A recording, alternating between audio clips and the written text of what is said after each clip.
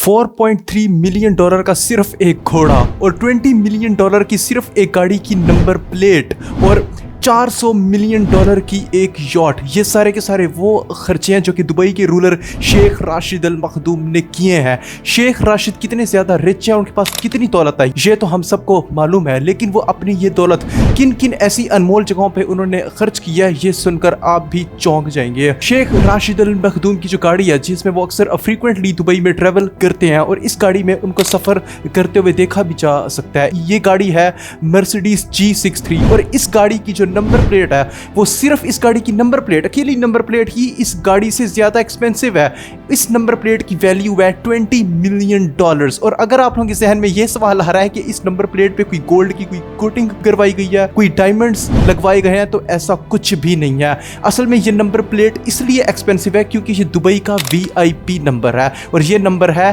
1 और ये नंबर पूरे दुबई में किसी और के पास नहीं है, सिर्फ दुबई के रूलर शेख राशिद अल मखदूम के पास है और ये पूरे दुबई का सबसे एक्सपेंसिव नंबर है। और यहाँ तक कि शेख राशिद के अगर हम लाइफस्टाइल की बात करें, जो उनकी जो रिहाइश का है वो ये है, ये इतना बड़ा जो पैलेस जो आप देख रहे हैं और ये जो मेंशन है यहाँ पर शेख राशिद अल मखदूम रहते हैं। अब ये इतना बड़ा पैलेस देख के आप लोगों के जहन में आ रहा होगा कि यहाँ पर शायद उनकी पूरी फैमिली रहती है, लेकिन ऐसा बिल्कुल भी नहीं है क्योंकि उनके बच्चों के लिए और उनके फैमिली मेंबर्स के लिए इसी तरह की और मेंशंस हैं जो कि उनकी अपनी अपनी है। और यहाँ तक कि शेख राशिद अल मखदूम का अपना खुद का एक प्राइवेट बीच भी है जो कि पाम जुमेरा बीच के साथ ही है और इस प्राइवेट बीच में कुछ छोटे छोटे विलेजेस बने हुए हैं और ये जो बीच है इसके अंदर एक शेख राशिद अल मखदूम का अपना पैलेस भी है। और ये बीच इतना ज़्यादा खूबसूरत है, इतनी ज़्यादा इसके अंदर हरी भरी ग्रीनरी है कि अगर कोई नॉर्मल इंसान यहाँ पर चला जाए तो उसको लिटरली जन्नत जैसी फील आती है। इतनी ज़्यादा नेचुरल ब्यूटी, नेचुरल ग्रीनरी, ठंडी हवाएं और ऐसा फ्रेश वाटर और फ्रेश एटमॉस्फेयर जो आपको और कहीं भी नहीं मिलता। इस बीच की अपनी ही एक बड़ी ही फैसिनेटिंग दुनिया है और ये दुनिया शेख राशिद अल मखदूम हर हफ्ते में 1 से 2 बार इंजॉय करते हैं। और इसी बीच के बाहर आप 3 से 4 यॉट्स खड़ी हुई देख सकते हैं जो कि शेख राशिद अल मखदूम की हैं। अब अगर यॉट की बात चल ही रही है तो इनकी इस 400 मिलियन डॉलर की यॉट को कोई कैसे भूल सकता है। इस यॉट का नाम सुपर दुबई यॉट भी है। 8 फ्लोर्स लंबी इस यॉट के अंदर एक जो सबसे खास बात है वो ये है कि इस यॉट के अंदर एक सबमरीन भी इंस्टॉल की गई है, यानी कि इसका मतलब ये है कि इस यॉट का जो सबसे निचला फ्लोर है वहां पर आप रहते हुए समंदर के अंदर की दुनिया देख सकते हो। यानी कि आप इमेजिन करो कि आप बेडरूम में लेटे हुए हो, सोफे पर बैठे हुए हो और खिड़कियों से आपको समंदर की दुनिया दिख रही है। ये कितना माइंड ब्लोइंग एक्सपीरियंस हो सकता है किसी भी नॉर्मल इंसान के लिए। जमीनी जो उनके जो अखराजात हैं अगर उन पर आए तो सिर्फ प्रॉपर्टीज में वो सिर्फ दुबई की हद तक महदूद नहीं है, यहाँ तक कि इंग्लैंड के अंदर भी उनकी जो प्रॉपर्टी है वो कोई लगभग 1 लाख एकड़ पे फैली हुई है। इतनी ज्यादा प्रॉपर्टी उनकी सिर्फ और सिर्फ यूके में है। 6300 एकड़ पे फैला हुआ ये जो कंट्री हाउस आप देख रहे हैं ये यूके में वाक़ है और ये शेख राशिद अल मखदूम की मलकियत है और ये बड़ा ही फैसिनेटिंग कंट्री हाउस है। इसी तरह से यूके के अंदर उनकी और भी काफ़ी सारी प्रॉपर्टीज़ हैं, लेकिन एग्जैक्टली उनकी यूके में कितनी प्रॉपर्टीज़ हैं इसका अभी कोई एग्जैक्ट किसी को भी अंदाज़ा नहीं है क्योंकि ये जितनी भी जो प्रॉपर्टीज़ हैं ये थर्ड कंपनी के द्वारा खरीदी जाती हैं और वो कंपनीज टैक्स फ्री कंट्रीज़ में रजिस्टर्ड होती हैं ताकि इन लोगों को टैक्स ना पे करना पड़े। यहाँ तक कि 2019 में डेलहम के एक विलेज में ये इतना बड़ा पैलेस खरीदा गया जो कि शेख राशिद अल मखदूम की चॉइस थी और इसको खरीदने का मकसद सिर्फ एक ही था, जहाँ पर उन्होंने अपने घोड़ों का एक इस्तांबुल बनवाना था। और जो सबसे जो हैरानकुन बात है कि इस प्रॉपर्टी के कुछ ही दूरी पर एक घोड़ों का एक ट्रैकिंग रूट भी है जहाँ पर घोड़ों की रेस करवाई जाती है और शेख राशिद अल मखदूम घोड़ों के बहुत ही ज्यादा शौकीन है। और यहाँ तक कि इनको घोड़ों का इनको इतना शौक है कि इन्होंने एक बार एक घोड़ा देखा जिसको यर्लिंग कोट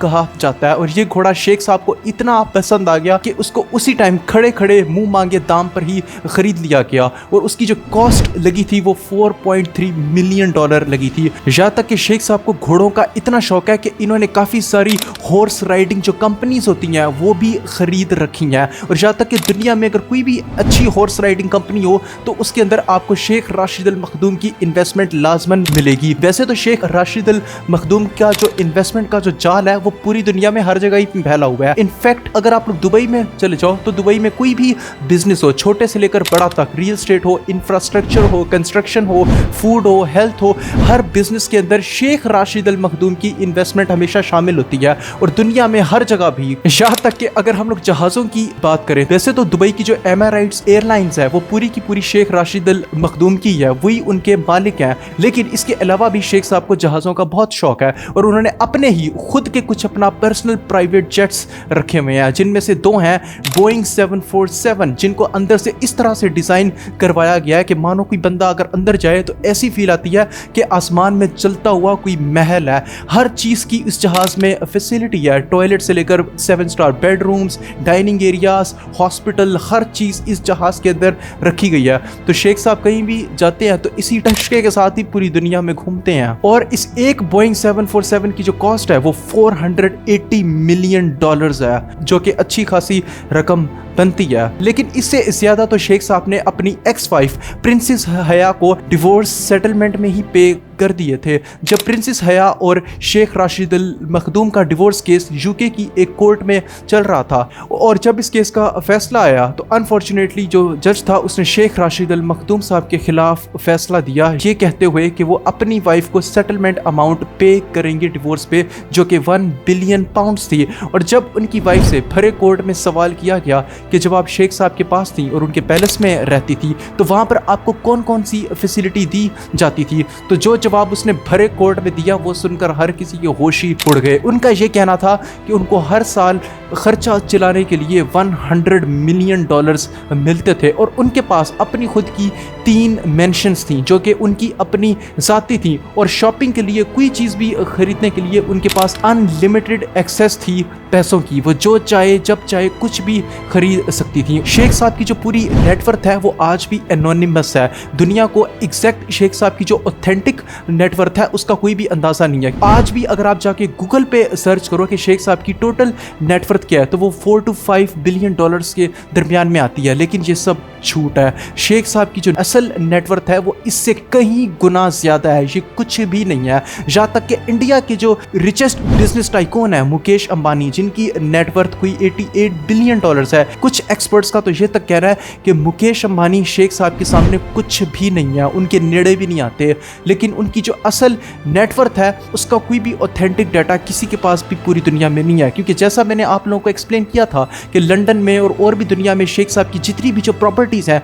वो थर्ड मैन्युफैक्चरिंग कंपनीज के द्वारा खरीदी गई हैं जो कि कोई भी टैक्स पे नहीं करती। इसलिए शेख साहब की जितनी काफ़ी ज़्यादा जो प्रॉपर्टी है उसका कोई भी रिकॉर्ड नहीं है।